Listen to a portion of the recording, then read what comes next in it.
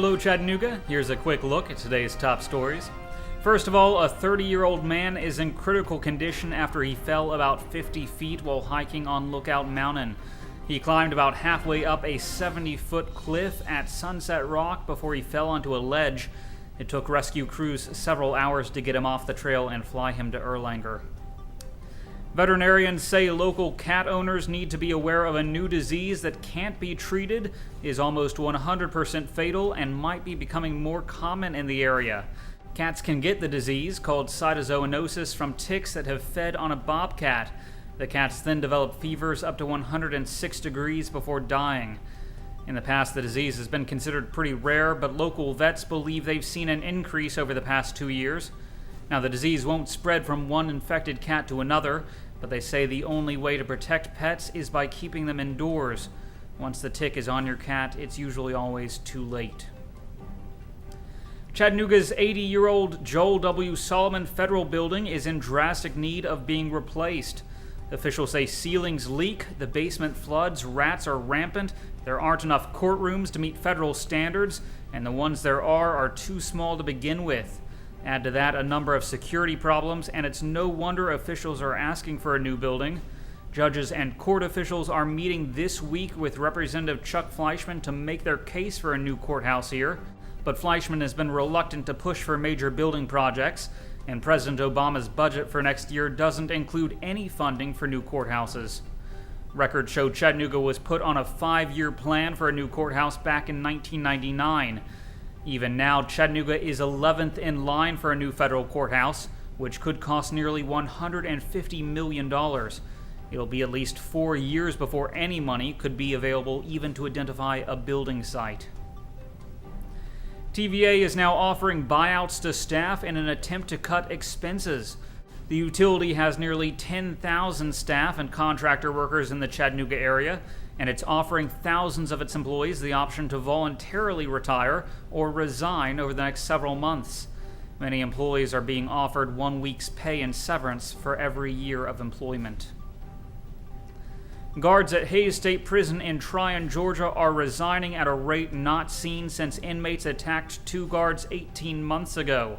The latest exodus began in June, around the time the Department of Corrections announced that Scott Crickmar would replace Rick Jacobs as warden. We're told there have been questions among guards about whether Crickmar has enough experience for Hays Prison. Walker State, the prison he comes from, is just over half the size of Hays, and the worst offenders aren't even housed there. In the past 3 weeks, 16 officers gave their notices, quit, or were transferred to another facility.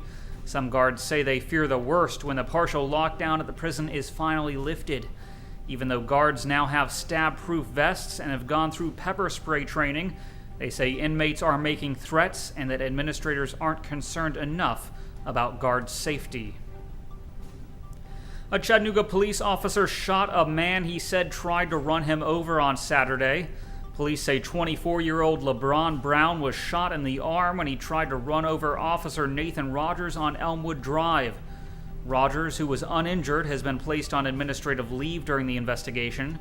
Brown drove himself to the hospital, where he was arrested on a charge of attempted first-degree murder and aggravated assault. About 300 fake IDs were used to get unauthorized workers jobs at a furniture maker in Cleveland. 245 employees at Jackson Furniture Industries in Bradley County lost their jobs after U.S. Immigration and Customs Enforcement flagged their paperwork. And yet most were not arrested or deported. In fact, many of the workers who used fake documents will be able to continue to live and work in the United States, despite being identified by the government as unauthorized. Nowadays, unless you're an illegal alien with a violent criminal history, or you represent a national security threat, officials say the odds of being deported are basically zero. A 23-year-old Cleveland woman was ticketed after she tried to swim an inlet in New Jersey. Authorities say Amy Sardor was 200 yards off the jetty by the time Coast Guard rescuers reached her. The ticket carries a fine of up to $500. Sardor says she plans to fight the ticket in court. And the celebrity guest for this year's She Expo has been announced. Duck Dynasty's Miss K is coming to Chattanooga July 27th for the expo. Tickets are $12 online and $15 at the door. and we're told more celebrity guests will be announced soon. And there's a 50% chance of showers and thunderstorms after 2 today. Otherwise, it will be partly sunny with a high near 86 degrees. The low tonight will be around 66. I'm Harrison Keeley. For more on these stories and updates throughout the day, follow us on Facebook and visit timesfreepress.com.